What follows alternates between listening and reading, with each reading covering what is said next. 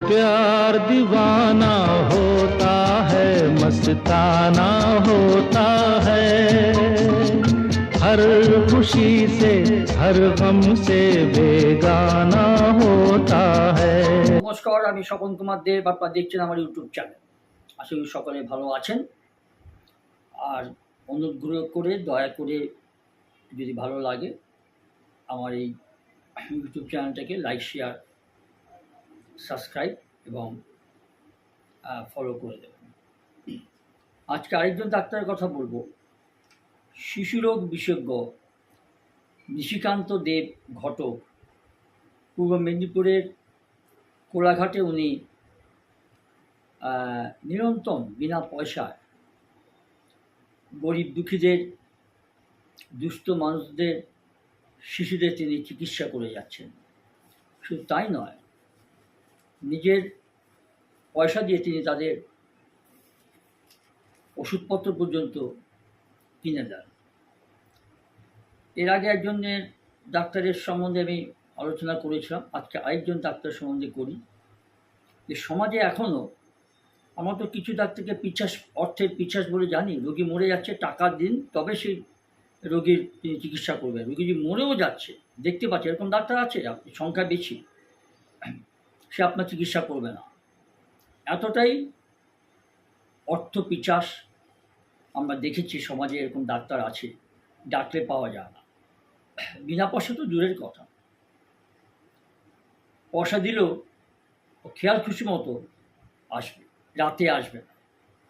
এইসব ব্যতিক্রমী ডাক্তারদের কথা বলি, যারা এইসব দুষ্ট প্রকৃতি বা দুষ্ট চক্রের ডাক্তারদের থেকে একটা ভিন্ন গ্রহের ডাক্তার, যারা সত্যি করে নিজের পেশাকে বিলিয়ে দিয়েছেন সমাজের সেবায়, আর্তের সেবায়। সরকারি চাকরি ছেড়ে শহর থেকে ফিরে এসেছিলেন গ্রামে।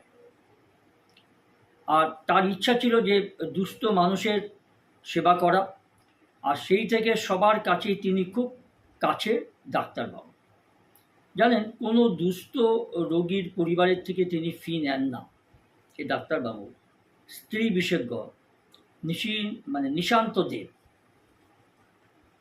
নিশিকান্ত ভুল বলেছি আমি, নিশান্ত দেব ঘটক মহাশয়, ডাক্তার নিশান্ত দেব ঘটক।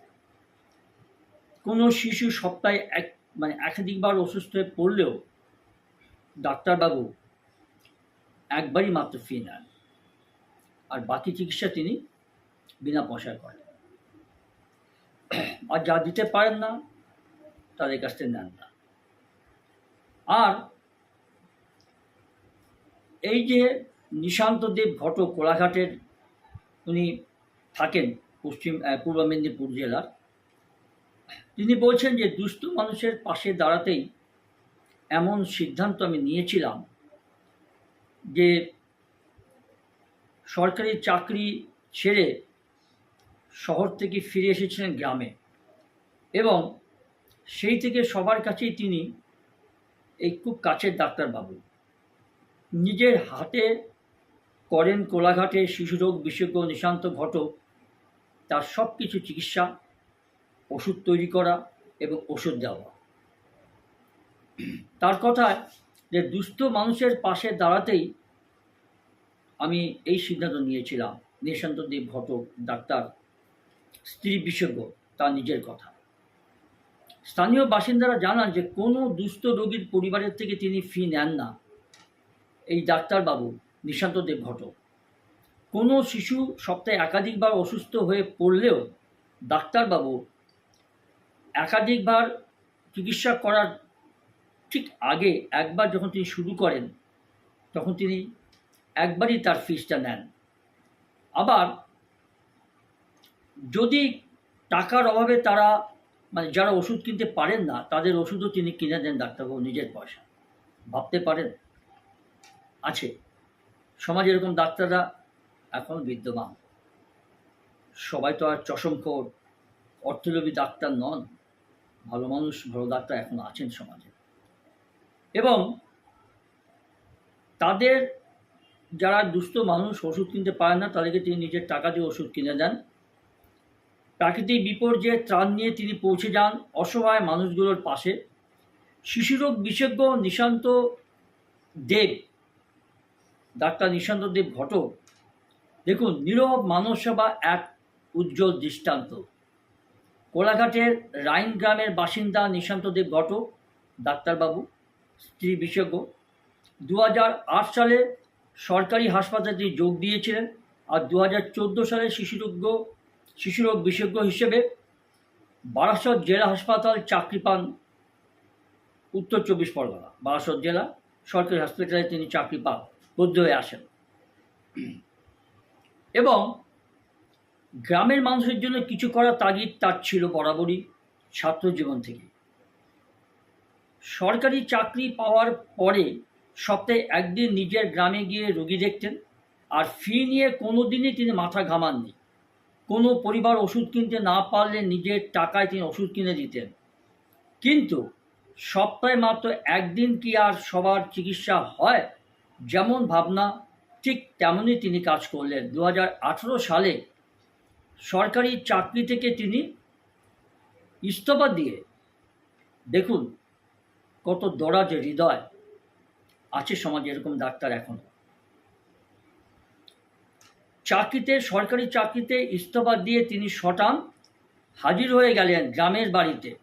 বাড়ির কিছুটা দূরে মাছিনানে প্রতিদিন রোগী দেখা তিনি শুরু করলেন। মাছিনান বলে একটা জায়গা, গ্রামেরই একটা জায়গা। নিশান্ত দেবের চেম্বারে ফি নিয়ে কোনো কড়াকড়ি নেই। 2024-এ 2 মেদিনীপুর জুড়ে ভয়াবহ একটা বন্যা হয়েছিল। সেই সময় হাজার হাজার মানুষ আশ্রয়হীন হয়ে পড়েছিলেন। নিজের টাকায় ত্রাণ সামগ্রী এবং ওষুধপত্র নিয়ে দুর্দান্তভাবে নিজের চেষ্টা এবং নিজের টিম নিয়ে প্রত্যন্ত এলাকায় দুর্গম জায়গাতে তিনি পৌঁছে যান এবং গত বছর সুপ্রিম কোর্টের রায়ে চাকরি হারান প্রায় 26,000 শিক্ষক এবং শিক্ষাকর্মী। চাকরিহারা পরিবারের শিশুদেরও তিনি বিনামূল্যে চিকিৎসা পরিষেবা দেওয়ার কথা ঘোষণা করেছিলেন, তিনি এখনও করে যান। কলকাতার তার ফ্ল্যাট রয়েছে, সেখানে তার মা, স্ত্রী এবং এক ছেলে থাকেন।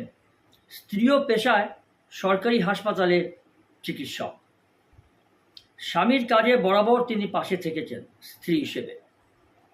কিন্তু শহরের কোলাহল থেকে বহু দূরে এই দুস্থদের সেবায় নিজেকে নিয়োজিত রেখেছেন এই নিশান্ত দেব ঘটক ডাক্তার, স্ত্রী বিশেষজ্ঞ, কোলাঘাটের তার রাইনান গ্রামে, একদম গ্রামই বলতে পারেন। এই কোলাঘাটের বাসিন্দা অসীম পাল, একজন স্থানীয় বাসিন্দা, তিনি বলছেন কি জানেন, যে দরিদ্র পরিবারের শিশুরা নিশান্ত দেবের কাছে বিনামূল্যে চিকিৎসা তো পানই এবং উনি চিকিৎসাকে জীবনের ব্রত হিসেবে গ্রহণ করেছেন। ওর মতো মানসিকতার চিকিৎসক আজকাল সত্যি দেখা যায় না, এটা ঘটনা, দেখা যায় না। আমি গত ভিডিওতে একজনের কথা বলেছিলাম, আজকে একজনের কথা বলছি। পরবর্তী ভিডিওতে আরও কয়েকজন ডাক্তারের কথা বলবো, যারা এখন এইভাবে আড়ালে প্রচার বিমুখ, তাদের নিরন্তর সমাজসেবা চালিয়ে যাচ্ছেন ডাক্তারি পেশায় থেকে। আর পাঁশকুড়ার বাসিন্দা শিক্ষক কার্তিক সামন্ত বললেন যে অধিকাংশ চিকিৎসা স্বাভাবিক কথা, পয়সার লোভ, মোটা বেতন, সুযোগ সুবিধা, তারা শহরেই থাকতে চান, শহরেই চিকিৎসা করতে চান ভালো পয়সা রোজগারের জন্য, টাকা রোজগারের জন্য। গ্রামে অনেক চিকিৎসকই প্রায় যেতে চান না।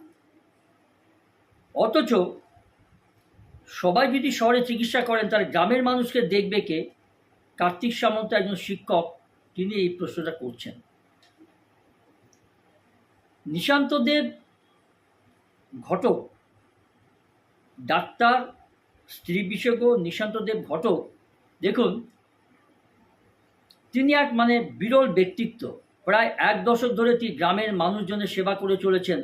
ওকে দেখে মনে হয় মানবতা আজও বেঁচে আছে। আর তবে নিশান্তবাবুর কথায়, ডাক্তার নিশান্তবাবুর কথায়, বাঁচার জন্য কতটুকু বা টাকার দরকার হয়, আর যেখানে বড় হয়েছে সেখানকার মানুষের পাশে থাকার একটা আনন্দ আলাদাই। বেঁচে থাকার জন্য যতটুকু টাকার প্রয়োজন ঠিক ততটুকুই, এর বেশি করতে গেলে ডাক্তারি পেশা থেকে সে সার্থকতা বা সেই পেশার যে উৎকর্ষতা নষ্ট হয়ে যায়। ইনি সেটা বলছেন। আপনাকে আমার ব্যক্তিগতভাবে সেলাম এবং কুর্নিশ জানাই স্ত্রী বিশেষজ্ঞ ডাক্তার নিশান্তদেব ঘটক মহাশয়কে।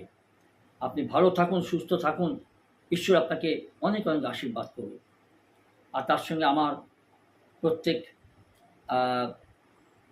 সাবস্ক্রাইবারদের, যারা আমার ভিডিও দেখেন, তাদের প্রতি আমার ভালোবাসা থাকুক। তাদের জন্য আমি সবসময় মঙ্গল কামনা করি। আপনারা সকলে ভালো থাকবেন, সুস্থ থাকবেন।